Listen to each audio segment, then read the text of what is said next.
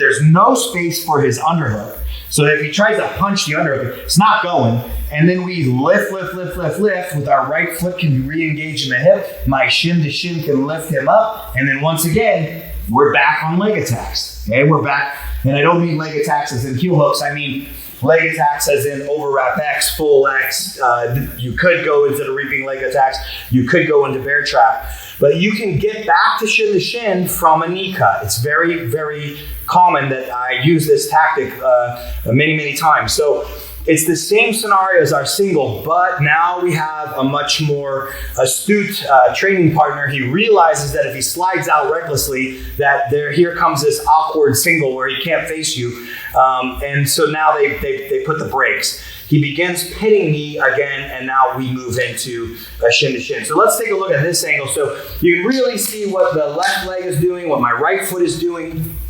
Again, it all comes where he barrels in with this underhook, and I have to lay down. I pummel my hand in, which is one of the most important metals, and then we straighten our leg. I'm turning on my side. I'm thinking single. Okay, my legs are side on, so we are protected with leg pummeling. My left hand is thinking single. My right hand is wedged under the knee. But now he starts pinning me. So now as he pins me, my left elbow becomes deep. Here's my left leg goes back to its original scenario where it's open, and my right foot is going to help give that foot to my shin to shin. So again, as I'm on my side, my this right leg is going to push his leg back into place. As my left leg is ready to receive it with pointed foot, there it goes. It's locked in. I now square up. I've got my elbow deep, no space in my armpit. We push, elevate rather, and then shoot the leg up. And now we can go overwrap X, full X, or whatever you guys wish from our previous videos. So this time the single wasn't there because he drove in, and so now we go right back in, and we now are back in shin to shin.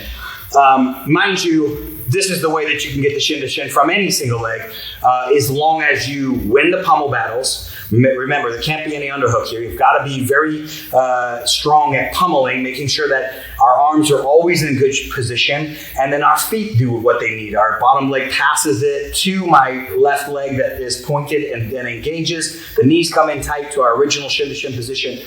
We lift him and bang, we're ready because we're in that scenario where we go on the leg attacks or quote unquote, or meaning that the leg are ready to go as far as overwrap X, full X, ashigaramis, leg reaps, all of that, the bear traps, everything that we've gone over. So good scenario.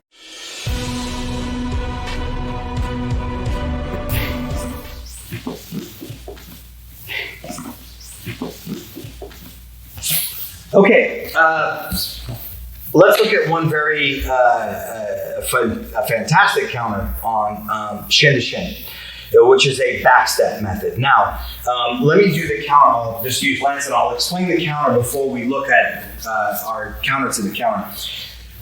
When we're here and we have, Lance has a good shin to shin, remember that I need to drive in, pull back, then circle my leg, and then back step out of the way.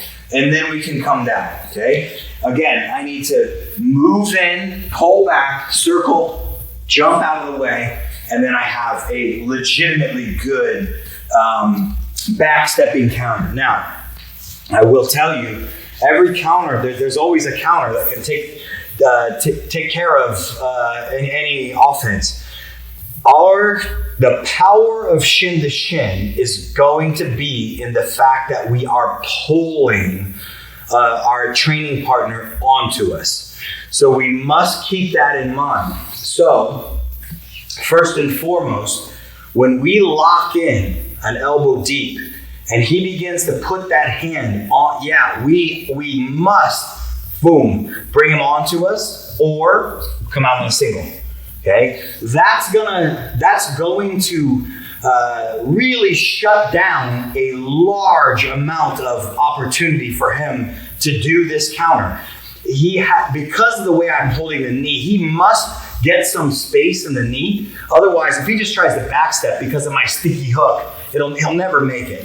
Because we have elbow deep on the knee and my foot is so sticky, if he doesn't create any sense of movement, That counter will never happen.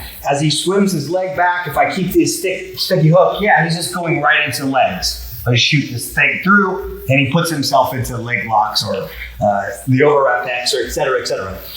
That's because we are elbow deep and our leg is pressuring up and we're dropping back.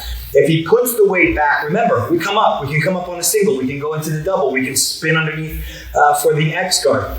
So we must keep these things in mind to shut down any opportunity for this backstepping defense. But it's not going to always happen, right? When this happens, you have a couple different, besides the technique of being very, very strong with our shin to shin.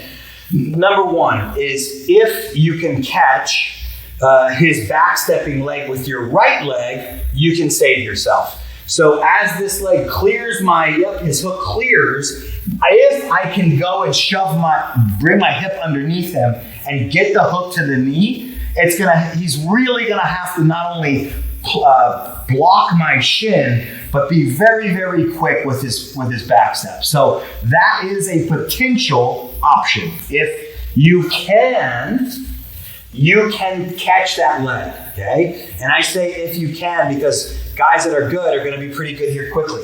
I need to move my hip in. As soon as I feel this leg beat me, I have to shovel my hip in, concede the fact that he's beaten my shin to shin, and get underneath him and get ready to track this leg with a very active hook. Majority of the time, both of my knees are going to be centered here. So I'm just trying to catch this leg.